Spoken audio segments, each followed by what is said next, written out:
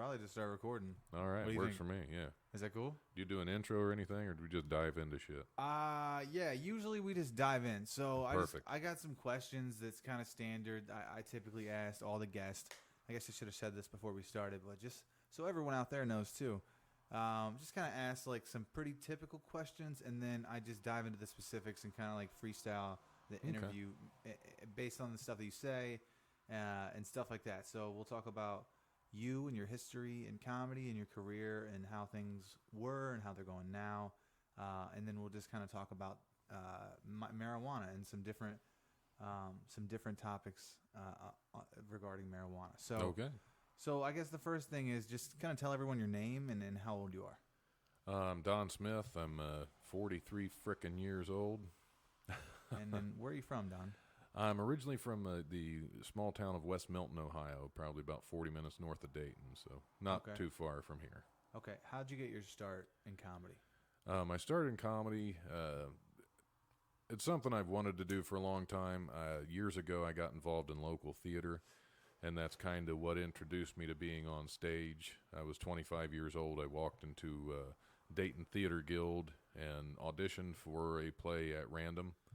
And I ended up getting involved with a lot of other local theaters. The problem with local theaters, it involves a huge time commitment. And I just, with the way my schedule worked for a long time, I just couldn't do it because at the time I started comedy, I was a full-time student working on finishing my bachelor's degree. I also worked full-time. I wasn't involved in a whole lot else at that time. I was writing a lot more. I finished 2 novels. I just haven't edited them yet. And because of my time constraints, I still had that itch to get on stage. So I figured I'd give comedy a try at some point. But the main push I got was while I was working on my English degree, Wright State offered a class that they had labeled comedy writing.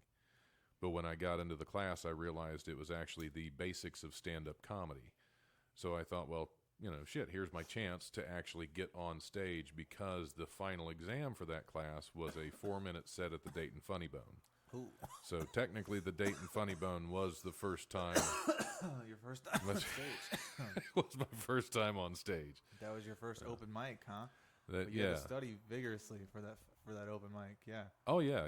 I was very prepared when I went up there. So you actually took a comedy class. This is the first time. Yes, they offered that, so it was something I wanted to do anyway. But that was because everybody needs that catalyst. They need that push to get them to actually do it. Yeah. Whatever that is. That's why anytime somebody's thinking about getting started out, I say, well, the best thing you can do is get booked on an open mic. Yes. Sign up for an open mic. Couple weeks in advance, sign up for Wileys Sunday Comics. You'll get several weeks in advance, but it's set. You have a date. That way you have a deadline to get your shit together and actually go do it. Yeah, you start writing, you start grinding, you start watching comedy, right? You go to other shows, watch it online. Right, and hopefully not steal everybody else's shit. Right.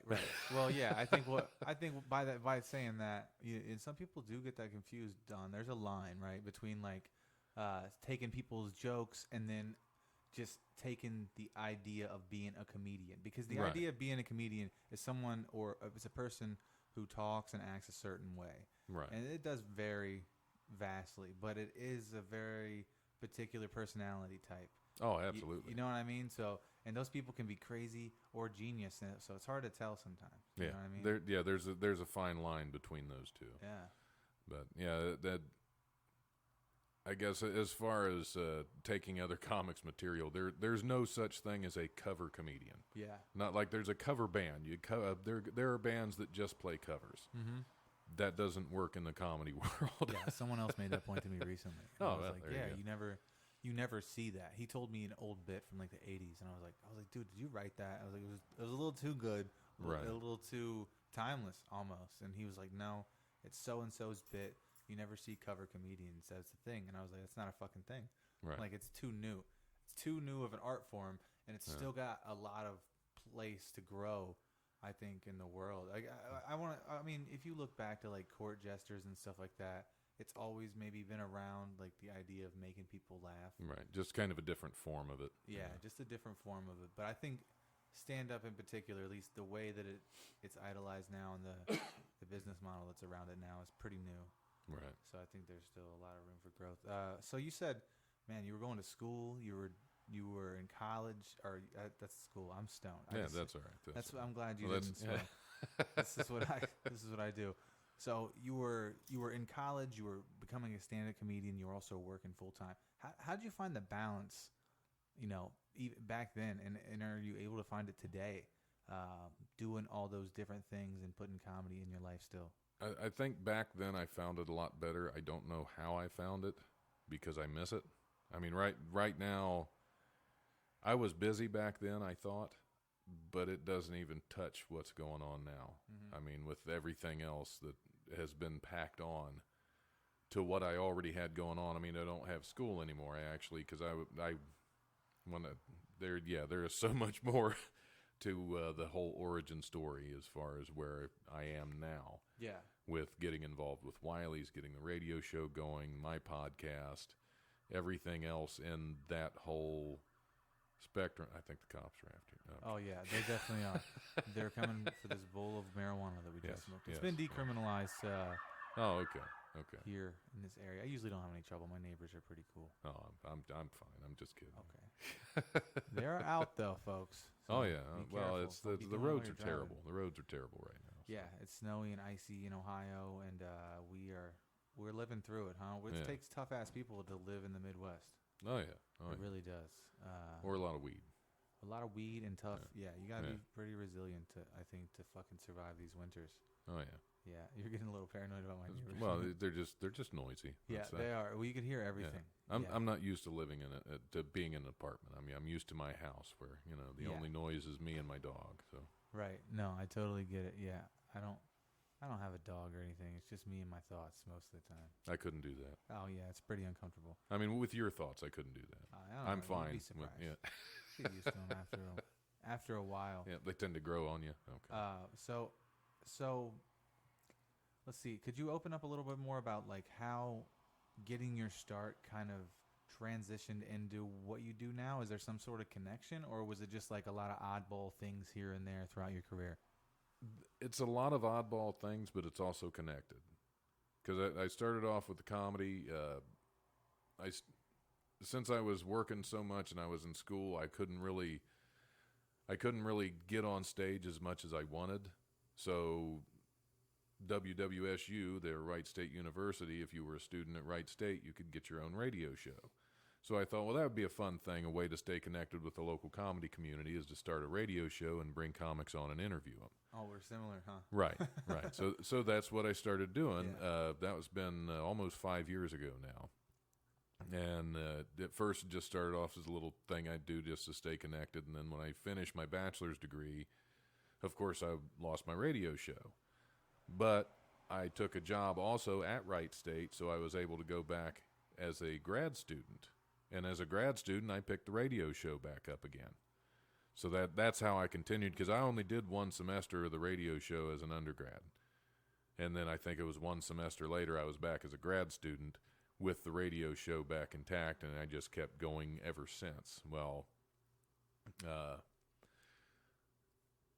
I started getting involved with a lot more film at the time, a lot more acting, just kind of through the radio show and through comedy. I'd make other contacts, people that were filming this or filming that, and I'd start getting involved with them and the things that they were working on. I was able to get involved with Henrik Kuto and a lot of the movies he makes. William Lee, I auditioned for one of his and got cast, and I think I've been in every one of his since. Oh wow! And, so you've been involved. You've been in several movies, right? If I'm not mistaken. I've been in quite a few. Yeah. Yeah. There are, a few just came out.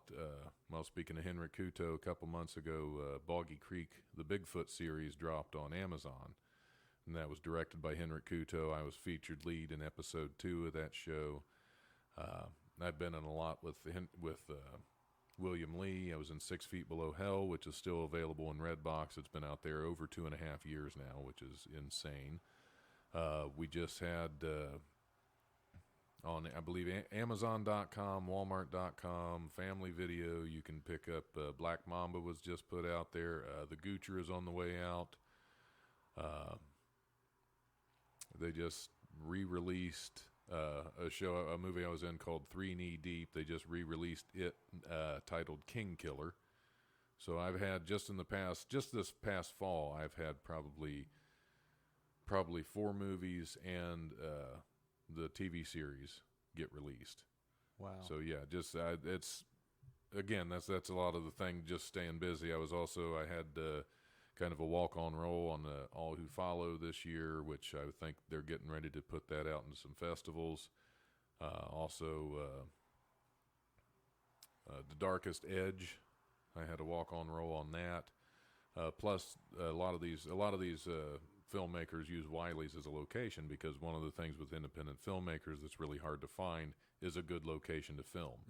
And I love putting Wileys up there as a location to film for a couple reasons. For one, it gets Wileys' name out there a little bit more. Plus, it gets me out. Most likely, they're going to offer me some small role in it if they're using my club. Yeah. Not always, but it's usually a possibility. It's a good chance. And that way, and then that way I stay involved with that. I get to know more directors. I get to know more actors. I work with more people. And the more you network, the more you can get out there and network even further. And that's just, things have really been rolling with a lot of that. And I got involved in that, of course, through comedy and through the podcast. And through the radio show is how I got to know a gentleman who I will not mention his name, was at one time an owner of Wileys, who once I kind of built. I got to know him a little bit. Unfortunately, not well enough, but I ended up through him. I bought in as a partner at Wileys Comedy Club, and then things kind of went south with that one partner, and we had to revamp a lot of things and redo a lot. But now, I was supposed to be originally a silent partner at Wileys, whereas I was kind of in the background, and now I'm doing a large portion of the day-to-day of everything there, just because of everything, just where all the cards fell at the end of the day with that fiasco. But I mean, I love the club, I absolutely do, but it's a drain on my time, and yeah. But you get to do the comedy though But I get to do the comedy, not whenever I want. Now, when I almost said that, but I mean, we've had this discussion off air. I probably could. Yeah. But I don't want to be that kind of dick that just says, "Hey, put me on this show because I own the place." That's kind of an asshole move. You're very humble, Don, but you're also very professional, and I feel like you put in a lot of hard work, and you've done all these movies. You've been doing comedy for a long time. It sounds like it's really starting to pay off. I'm hoping. I'm hoping. I mean, it really does, man. Like, you seem super optimistic about it. You normally you do. So I think it's really cool. Like, all I the shit try. that you're Well, doing. the radio show right now is kind of the radio show itself is kind of up in the air, but the podcast version of it right now is kind of booming. About a month or so ago, a fellow just out of the blue sent me a message on Facebook, said, "Hey, I'm a publicist out in L.A. Here's my number. Give me a call. I'd like to talk to you about your radio show." Which, of course, my first thought was, "Yeah, whatever, dude." Yeah, sure. It's like, because randomly people just saying, "Hey, I have some bigger list celebrity kind of people that I want to get on your show," and so, people reach out to me with that all the time. I had someone do that on Facebook recently. I did not call him. I should. I called him, and next thing I know, I'm in conference calls with Sam Quasman, who Sam used to work with Lucille Ball. He's worked with Jerry Seinfeld. He still works with Jerry Seinfeld on Comedians in Cars. Damn. You'll see him as the product placement guy. Anytime they have a guy come up with a product placement ad, it's usually Sam. And he was, for 17 years, he was the voice of Donald Duck. He's now the voice of Little Quacker on the new Tom and Jerry animated series. And, just done all kinds of things with his career. I've also had, I've talked with a lot of people on there. I'm scheduled right now to interview Christine DeBelle, who she's been on Young and the Restless. She was on the movie Meatballs back in the 70s with Bill Murray. She was just been in a lot of different things. I still have to get a hold of Scotty Schwartz. Scotty Schwartz was in Christmas Story. He played Flick, the kid that had his tongue stuck to the flagpole. No shit. Yeah, he was also in The Toy with Jackie Gleason and Richard Pryor. How could I not think of Richard Pryor's name? Dude, I must be getting a contact buzz. Oh, yeah, you probably are. I'm gonna hit this pin a couple times. This is called Blucifer, actually. Blucifer. Oh, yeah. Oh, awesome. They call it that for a reason. stinky little motherfucker. So with all these movies you've been in, and doing comedy for so long, owning a club, obviously having a great podcast, a successful podcast where you're starting to get these celebrities and stuff. Like, who's the most memorable celebrity you've ever met or kind of talked to that made you go like, wow, I can't believe this shit's happening right now? Like, have you ever like fanned out or anything like that? Not really. Yeah, I mean, you're a pretty humble guy. Back in the day, I've met some people that were really cool before I started any of this. Okay, that yeah. I kind of did. Could you open up about that a little bit? Well, I ran into Macho Man Randy Savage at Dayton Airport once, which was really cool. I used to work in hotels, so every now and then we'd have bands come through. I drove George Jones over to a concert at Hare Arena at one time. Fuck, dude. Was he smoking and drinking in the back seat and shit? Pretty much. Fuck yeah, dude. You know he was. Yeah, but I just different things like that are really cool. Wow, you met George well, Jones, Ted Nugent. dude. Ted Nugent stayed at the hotel there once. Yeah, Okay. I was the only one that could figure out what room he was in because he always uses a fake name. Wow. And as soon as I looked at it, I was like, "That's the one." Damn. But no, I saw Ric Flair when I was working in South Florida. I was working at a Holiday Inn down there, and I saw him in the parking lot walking through. And somebody I was with just went, "Woo!" and he turned around. he knew it. He was like, "That's his mating call." Yeah, exactly. Like, Yep, he turned around thinking he was going to get something. Yeah, one of my fans are around here. Yeah. Dude, you have met more wrestlers than a referee. Yeah, and I'm not even a big wrestling fan. Yeah, that's crazy. You weren't even looking for it. It's like Right. you were But unfazed. I mean, it's not like you're going to not recognize Macho Man or Ric Flair. Yeah. Those are two that's like, okay, I know exactly who these are, and I don't really even watch. Or Sting or Goldust if they were in full makeup, just at the grocery store. Just kind of, you don't know who those people Exactly. are. I don't know. I don't know why I fucking know who those people are. I used to be a wrestling fan for a short period of time when I was younger, and that was it. For a short period of time. Yeah, I went to see him at Hare Arena live, and somebody else had tickets, and I went, and it was fun. It was fun because it was live, and that's a different. That's always a different energy. Yeah, it's to super watch interesting something to live. watch it live. I've been to two. So I went to one when I was younger. I went to like a TV taping that my stepdad took my brother and I to, and it was actually really fun as a kid.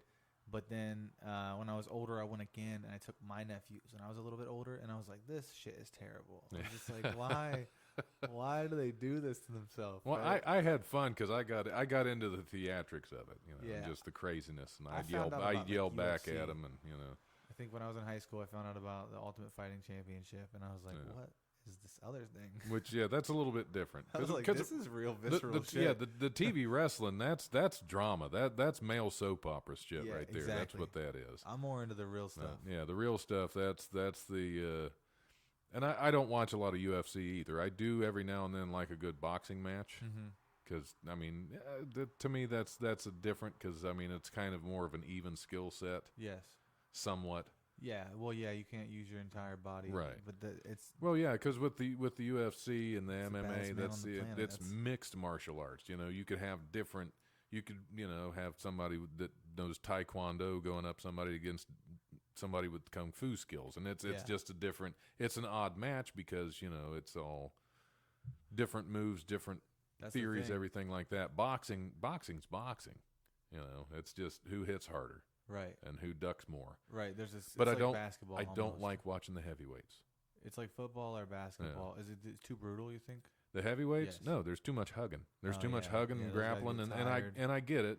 They're trying to They got heavy conserve limbs. some energy. They have heavy limbs. And I they have, I like watching the little lightweight guys go at it. If you ever want to see a series of awesome fights, Marquez and Vasquez, those two little guys just beat the shit out of each other. There were 4 different bouts for them before they finally said we're not going to do another rematch because they did the first one. I can't remember which one won, but the other one wanted to come back and do it. I mean, we're talking going almost all 12 rounds, every single one.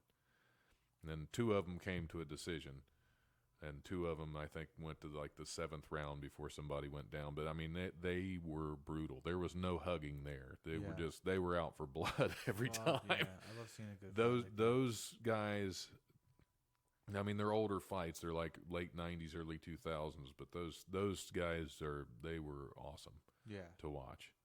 So what's your most memorable moment in your comedy career? You know, as a even I mean as an entertainer in general. Like you've been in movies, comedy. You know, you have a successful podcast. Like what's your most memorable moment that you'd say kind of maybe either kept you going or just something that really stuck out to you that you know as far as successful times?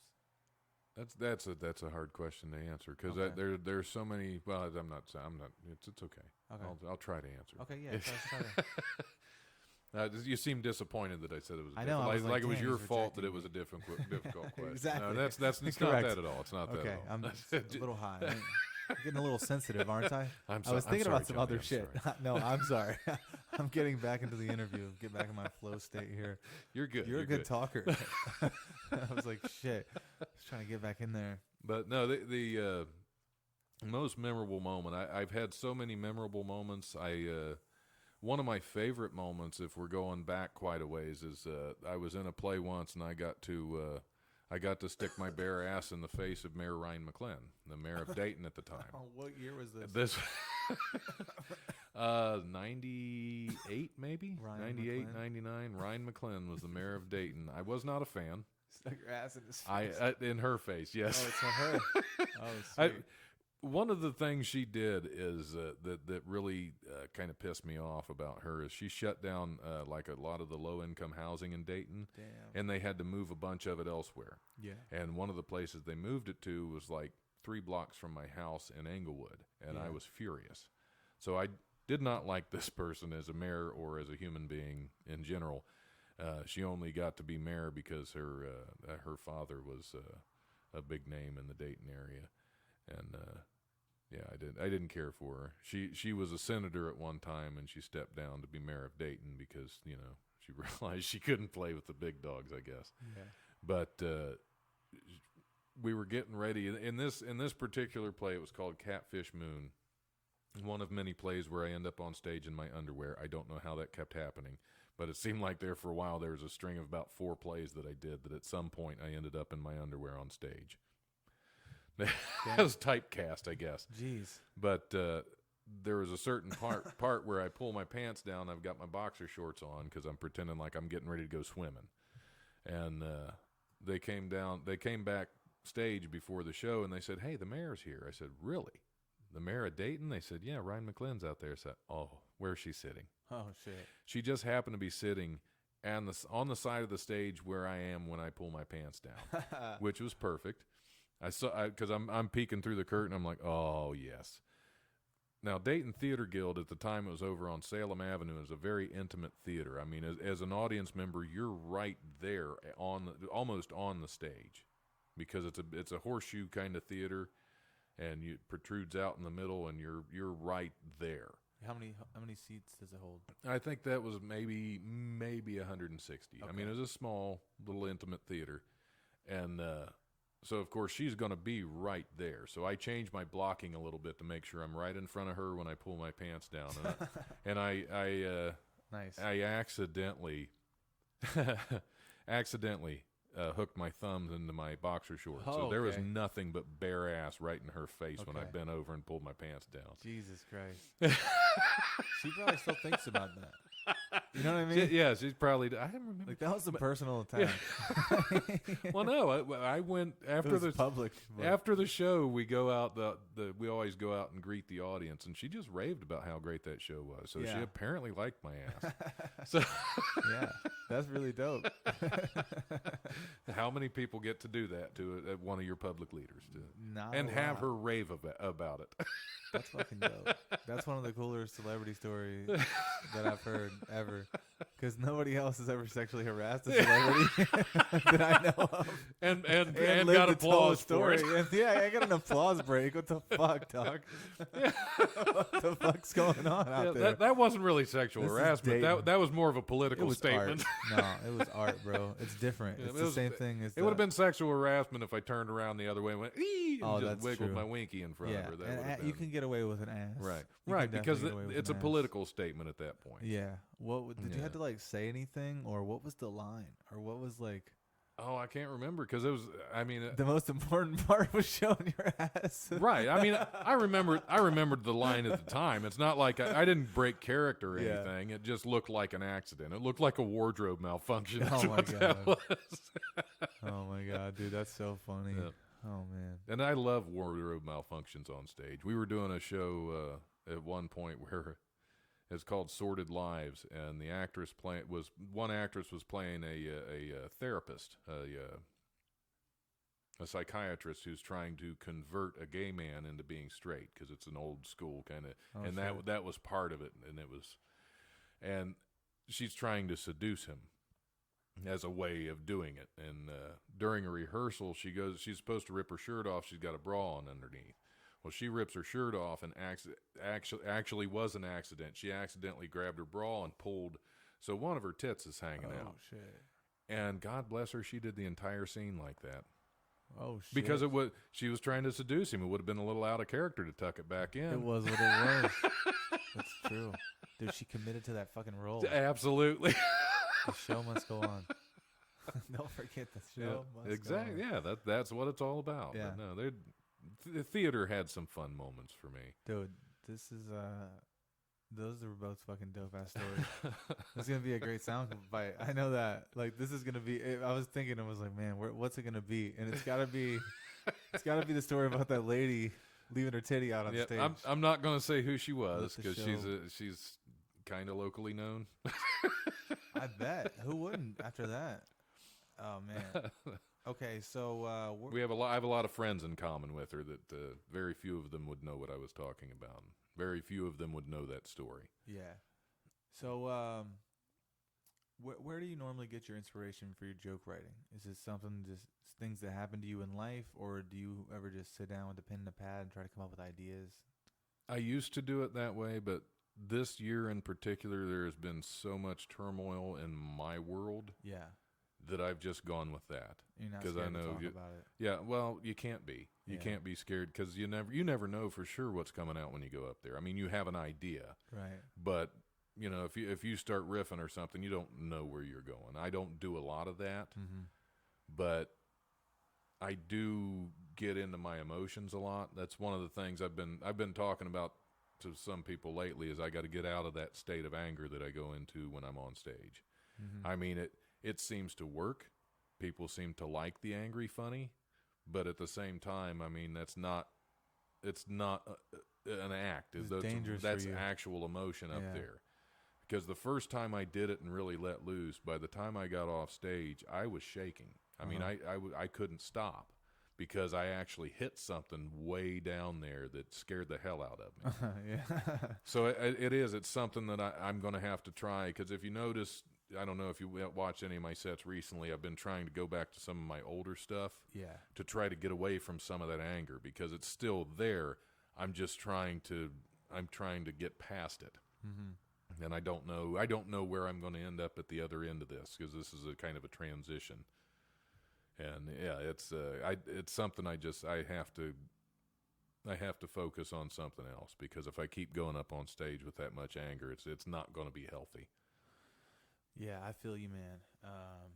Taking a couple weeks off from life shit and just the holidays and everything right now too. I mean, I've been doing my mic, where I have to host it, and I'm not gonna let people down. I'm gonna go, but like, yeah, I've been kind of just in a weird place too. I think sometimes, man, you just gotta take it easy, huh?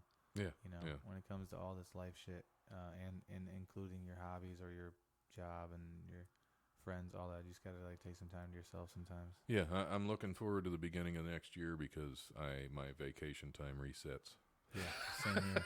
I get another week of vacation next year too, so that works out.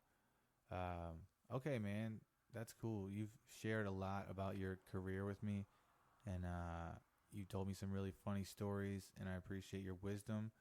Now I want to talk to you about something I'm interested in, and that's marijuana. And I had no idea you were interested in that. I've been smoking it the whole time.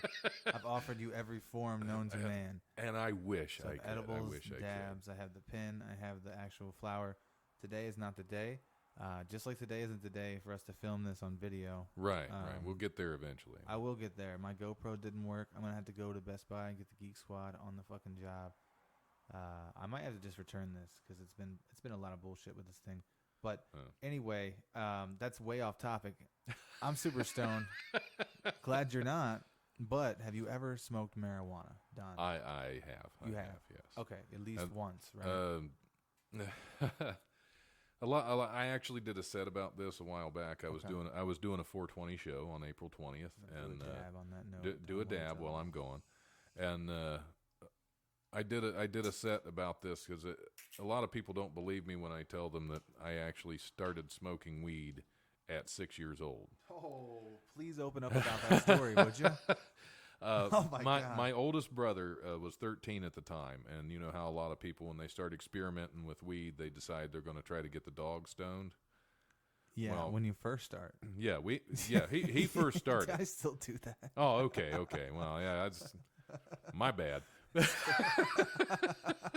what? Well, we had a dog at the time named Shadow, who was a good dog, but if you blew in her face, she would bite you in the head. You know, so, my brother was not a big fan of being bitten, so he decided that rather than try to get Shadow high, he'd call his 6-year-old brother in because I could hold a joint and puff on it. Holy shit. So, yeah, How old was your brother, 13? He was 13 at the time, so he started young, too. Where do you think he got the weed? It's hard to say. He had a lot of friends, a lot of connections that, friends whose parents were... Yeah, when you're in middle school and high school, that's when you start meeting other people, other kids that are like, hey man, you want to try this shit? So yeah, it was not totally out of character for me to go into kindergarten, first grade after a wake and bake with my brother. So that's crazy, bro. I totally don't. I'm not saying that like your story is like wrong because I was really young when I started too. I was maybe just as young, maybe a little older, and then didn't do it again until I was like 13. And then I was hooked. I was kind of into it because I found the culture and like the group of people who were doing it. You fell in love with that whole aspect of it too. I don't think people realize that, but yeah, man, I'm glad that eventually it will be legalized. Everywhere. Right. We have high hopes. I have high hopes that it will be legalized everywhere. But in that same aspect, I'm glad because then we can regulate it. Not that I have a problem getting it now, and not that we ever will or ever have, just like alcohol. But the thing is now you can't you have kids smoking it because you can't. Well, that'll happen. There's anyway. Gonna be comedians everywhere if they keep letting people use exactly, drugs when they're exactly. 6. You know what I mean? And that's going to happen anyway. Yeah, that's going to happen anyway. The idea about having it somewhat regulated that appeals to me more is. There are so many people out there that put so much shit in it that shouldn't be in it. Yeah. And that's dangerous because when you have that shit laced with fentanyl, that could fucking kill you. Yeah. And that's what worries me about it. I think a lot of that shit, well, it's possible that some people could be lacing shit to get you to come back and kind of get you hooked on their thing. And that's a terrible way to look at it, but there's a lot of bad people out there. Oh yeah. Especially in the black market. We don't know what's going on. I can agree with that. And then, not that I really want government to regulate things. Yeah, but yeah, look what it does. It kind of takes a lot of weight off of our shoulders. And they're like, yeah, we're gonna regulate it, but we're also, we're gonna charge you a little bit of money for your safety. Like we're like, we see that you guys like it.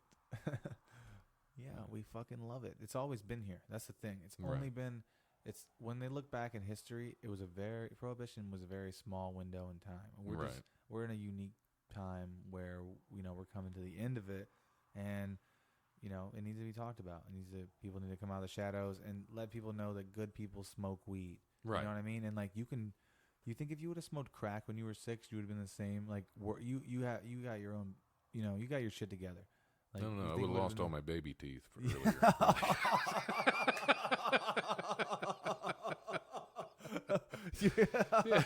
Well, there's your fucking answer.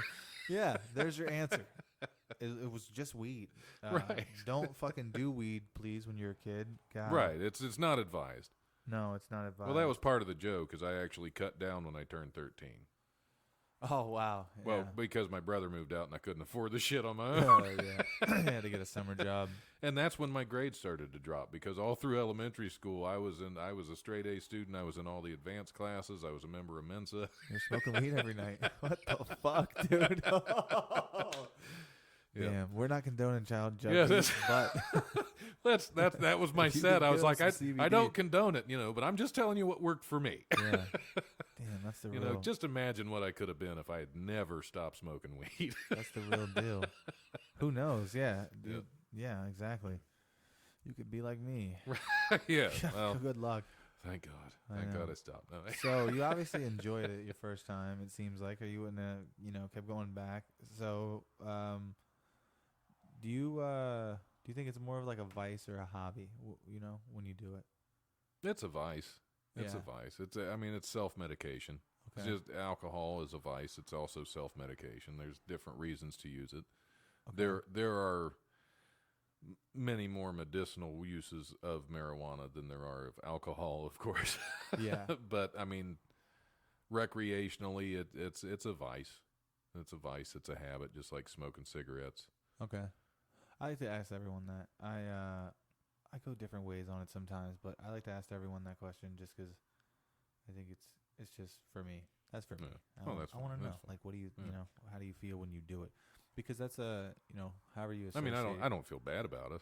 I don't either. Yeah. So however you I feel like though you could associate negativity with it, depending on what side of the coin Yeah. you kind of land on. Yeah, that's true. That's You know true. what I mean? And like that's why I feel like no matter which one it is, it's still like okay. I think I associate more negativity with alcohol than I do with weed. And that's more of a vice, but I Right. feel like there's like with weed, it's different because there's like weed shops and like there's a whole culture behind it, and there's not really behind alcohol. It's just like a thing that they serve. I mean, I guess there is bars, right? Yeah. But I don't know. I guess I'm wrong. It takes a man to admit it. There you go. So what was your favorite way to get high when you did get high? My favorite way, Yeah. I just smoked. Like a joint, like bongs, like weed pens. Like there's new shit out right now. You probably haven't tried. I've tried some. Okay. Not a fan of vape.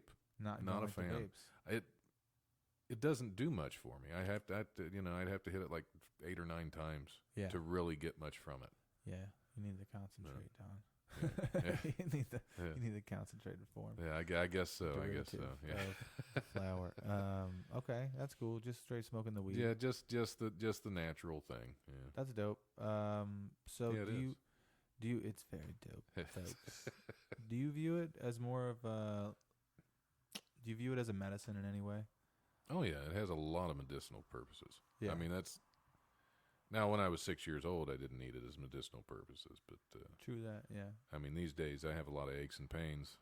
Yeah. A lot of aches and pains, a lot of stress, a lot of anxiety. I mean, and it helps with all that. Yeah. I mean, I don't get to do it Just just because of everything that's going on, Mhm. But yeah, I know there are a lot of uses to it. There are a lot of medical uses, a lot of things that can treat that should be looked into, and that's why at least in the state of Ohio, it may not be legal recreationally, Yeah. but it is legal medicinally. The only thing that bothers me about some of that is in order to get your card, because I could go get my card. I have enough stress and anxiety, Yeah. and enough aches and pains. I could probably have no problem. I could go get my card. The problem is I'm a concealed carry holder, and I'd give that up. You don't want to give your And the license right up. to firearms. Yeah. Because if you have your medical marijuana card, you're not allowed to purchase your own firearms. Correct. To me, that's ridiculous. Because there are people on a lot heavier medication that can still go out and buy firearms. But it's manufactured medication. Dude, It's not I something know. natural like weed. I know. And to me, that's one of the dumbest damn things in that rule. This is a great point that you bring this up because honestly, it's almost like it's like a weird fucking It's like a weird gun right thing that they do in there. It's Right. like you're gonna get stoned, or Right, you're it's gonna a protect deterrent. yourself in It's a public. deterrent, yeah. That's a little fucked up to me because I Right. think the people that are stoned are honestly gonna make better decisions. Look at the way they Yeah, you- drive. In the state of Ohio, you can carry firearms into bars, Yeah, but you can't own a gun if you use weed medicinally. That's that makes stupid. no sense. And you know why it makes no sense? Because they don't prescribe weed for any mental health issues in Ohio. Right. So, Well, anxiety. Yeah. well, anxiety, but that. I get maybe is that must be considered. I believe. I'm not 100% Okay. sure, but I Okay. believe you can get that for. You might be right, Yeah. or at least some of those diseases do cause anxiety and depression. Right. I could see that. But as far as I know, I thought it was all physical ailments, at least in the state of Ohio. So it doesn't make sense for you to be like, I haven't looked into it enough because Yeah.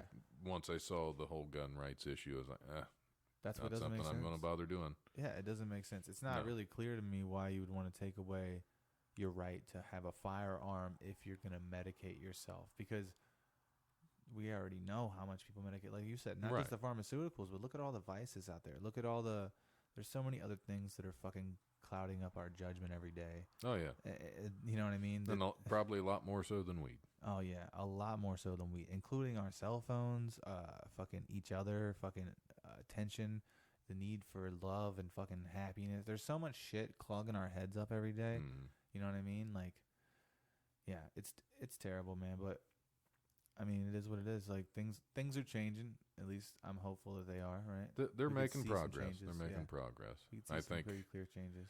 I think the firearm will always be a sticking point.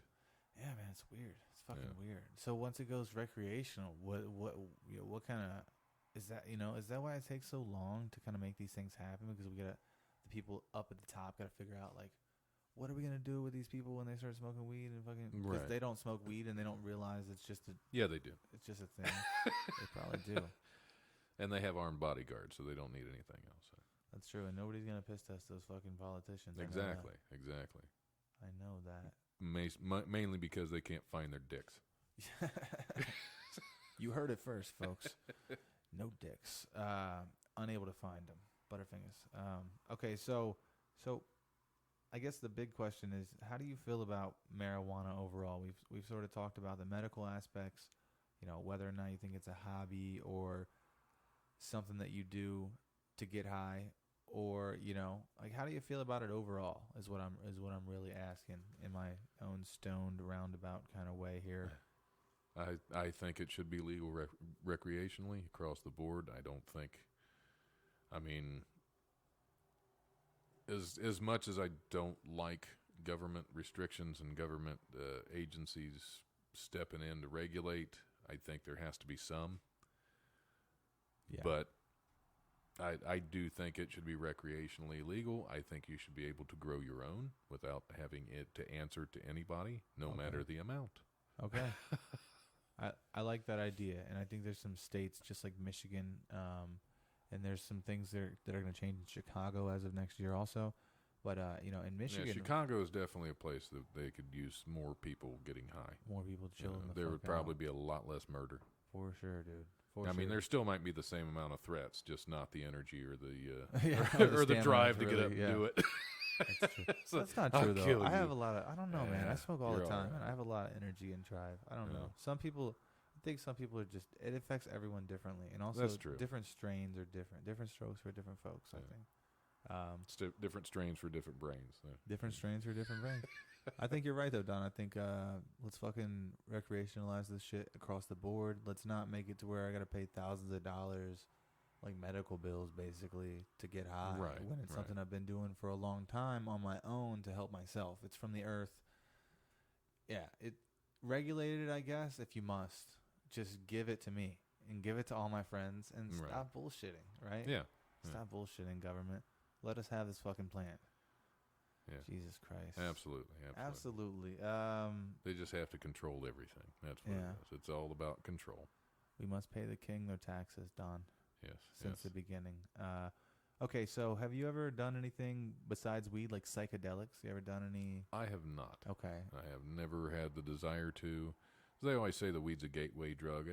I don't buy that. Gateway to and your that refrigerator. that's yeah.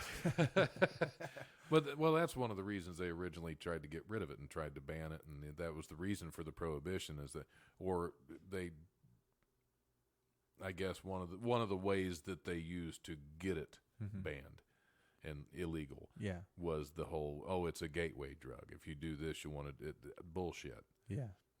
I never really had any desire to do any of the other drugs. I never really. In fact, one time in my life when I was a teenager, I smoked some, then was later told that it was laced with PCP, and I beat the shit out of the person that gave it to me. Yeah. Because I didn't want that shit. Okay. So Yeah. I've never, other than that unknowingly, I have never wanted to try anything harder. Yeah, I've tried LSD and mushrooms, and I think part of the reason I tried it, I was a lot younger when I did it, but part of the reason I tried it was because like it was kind of lumped into the same category as weed. And once I started doing weed for a couple years, I was like, man, if it's anything like Right. this shit. Right. So that's the dangers of making it, such a Schedule 1 drug. And Lumping it into the same shit. there with are some dangerous actual, chemicals, that we should not be putting into our body, and they don't need to be sitting next to that plant at all. 'Cause that's Right. really all it is. It's just a plant that helps you expand your consciousness. It makes you kinder to people. It makes you sluggish and tired. You shouldn't do it when you drive. You shouldn't do it when you're still developing. There should be rules in place, but yeah, man, that's cool, man. Well, we used to call rules common sense. Yeah, right. Now we gotta then we fucking make a lost all book. that, and we had to start making rules for it. Yeah, we gotta write shit down now and put up on the Right, wall so people know what's up, because somebody fucked up before. Exactly. That's the only time you see a sign. Yeah, same reason I'm losing my radio show. Don't take a shit on the Somebody floor. fucked up that had nothing to do with it. Yeah. Some other little asshole decided to do. Anyway, I'm good. Yeah. We'll get off topic with that. Well, that's okay, Don, because you know what? I do broadcasting, so maybe I could help you set up a studio at your place. Maybe you can sit down and I can do some consulting with you or help you out. in Oh, some way. I got plenty of shit. You see, you already know what the fuck you're doing. Yeah, So I don't think exactly. it- Because I do a lot of recording outside of the studio anyway. Yeah, what you really got to do is just get you a couple GoPros and a laptop on the side. You know what I mean? Yeah. And then have your maybe record into your Tascam, and then we'll talk about it. I mean, you could probably do a million things with stuff that you got. You know what I mean? Yeah, it's Still make just it coming up with the money to get something actually worthwhile to do it. Yeah. Yeah. I feel that. Hopefully they don't screw me out of my show. Yeah, hopefully not either. Well, you're always welcome on my show, Don. Would you like to tell everyone your Instagram, like kind of your Facebook? Sure, if you have absolutely. anything coming up? The show won't be out for about a month, but if you have Okay. any dates you'd like to plug, and then Yeah, I don't really have any. Don't really have any comedy shows coming up. I'm kind of taking a little breather from it. yeah, you do own a comedy club though, so maybe maybe we could just promote that tonight. Well, yeah, absolutely, absolutely. If you got anything coming up like February, March? Do you already have booked kind of coming up? As far as shows, I'm gonna have to get on. I'm gonna have to get on the website and Okay. see what we got. That's I know. Well, yeah, this won't come out before the new year because, of course, we got Todd Yon and the Time Flyers. But yeah, I have to get on the website probably tonight and try to do some updating. But I have a busy night tonight. But no, if you want to check out the Life Radio Show, you can find links to all the different podcast episodes at thelife1069.com.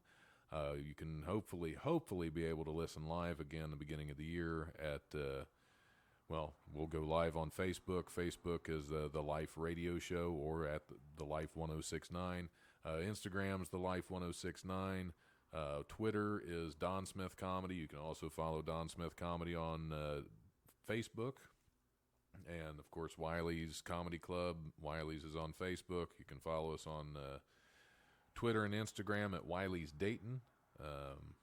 Let's see, of course, WileysComedy.com for all our best in Dayton comedy, all our upcoming shows on that as soon as I get them posted online, because I've been I don't know if I've been slacking or busy. I think I've just been busy as shit. Man. So A little bit of both, Don. That's great, man. I really appreciate you having me on, because I've been on your show before too. Yeah. And that's last time we were ending a radio show together, it was me saying that to you. right. However, I really appreciate you coming on my show. Well, I appreciate you having me on your show. Well, thank you, Don. You have a great story and a very powerful voice, and you guys should check out his podcast, and also make sure you come down to Wiley sometime and check it out, guys. It's the best club in Ohio. And that being said, man, have a great night, Don, and you guys have a great night too. All right, thanks a lot. Thanks a lot.